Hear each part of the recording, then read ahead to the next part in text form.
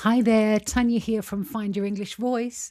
And this week I thought I would talk about how we measure English progress, especially in a way that makes us feel like we're not failing at it, or, in that kind of way, making us feel bad about what we haven't done instead of what we have done. So it's towards the end of January now, and if you feel like that your English goals are slipping already, you're not alone. Most New Year's resolutions are abandoned by the end of January, certainly mid-February, and not because people necessarily lack discipline, but because the way we measure success is, or even the way we measure progress, let's say, might not be the most useful and the most helpful way to do it. So basically, it's best not to ask questions like, am I fluent yet? When will I be fluent? Is my English good enough? When will it be good enough? Do I sound like a native? Can people understand my accent? Why can't I understand natives? Or anything sort of that's going to put you in more of a negative frame of mind, because what you focus on tends to be what you get more of. Thoughts like that, questions like that, really not very useful, and they're not serving your long term overall English goals. So, if we're not going to ask questions like that, what kind of questions are we going to ask? So, instead, ask yourself something specific and measurable. We need specific and measurable goals that help us move the needle towards actually using English rather than trying to live up to some idealized expectation in our minds of what we think perfect English looks like, and then take small measurable steps regularly. And in that way, your progress can be measured. You can actually measure progress. Things like, did I speak more English this month? Did I try something new? Did I go outside of my comfort zone at all? And if I made any mistakes, did I recover quickly from them? How did I feel about that?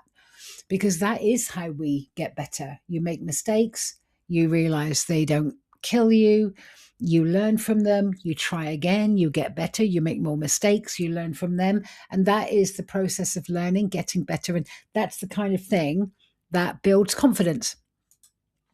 One of my clients who normally avoids speaking in meetings altogether, if possible, because she doesn't feel comfortable or with the level of her English, although she said she understands nearly everything that's said during the meeting. It's difficult for her to get past the fear of that moment of everybody's looking at me and they're expecting me to talk. So she normally just stays on the sidelines and tries to leave the majority of the English speaking parts of the meeting to other people. And she was a little bit disappointed that she said so far in January, she's only spoke up in meetings 2 times.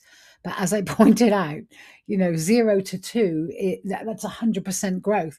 So we need to take these small celebrations where we can.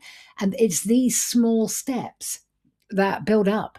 They mount up, and that's the thing that starts moving you towards the type of progress that you want. So if you think that 2 attempts in January doesn't sound like a lot, but imagine you do that every month.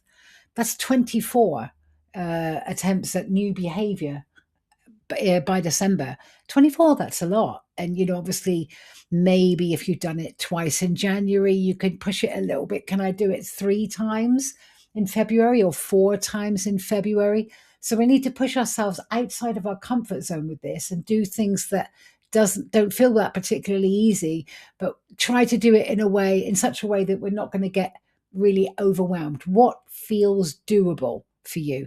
The best kind of English exercises that you do, that you can do, are the ones that you actually will do. So occasionally we can all set the bar so high that we just don't actually do it in the end. So start with something smaller than you think is reasonable and actually do them. Do those things, do whatever it is that you set yourself. And then you can just push it a little bit further next time, and a little bit further and a little bit further. And it's in that way that you're going to be able to learn to start actually using the English that you know, rather than saying, oh, I need more vocabulary, I need more grammar before I can do this.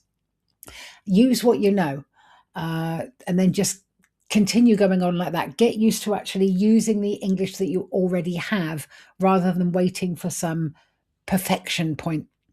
And that changes everything. It's the using of the English that creates confidence, not the other way around, sadly.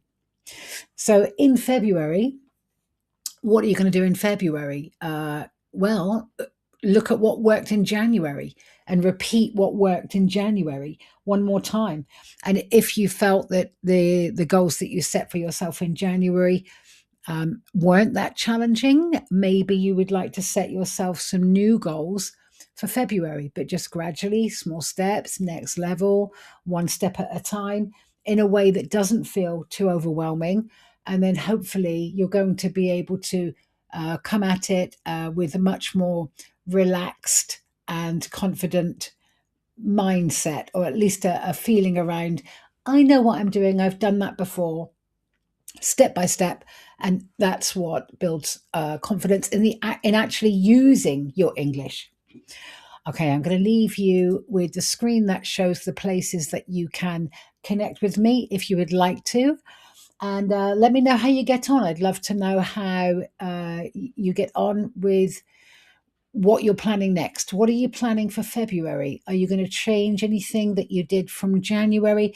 Keep on trying to set yourself specific and measurable goals for using your English, actually using the English you know. Okay, have a great week. Take care, and I will see you next week. Bye for now.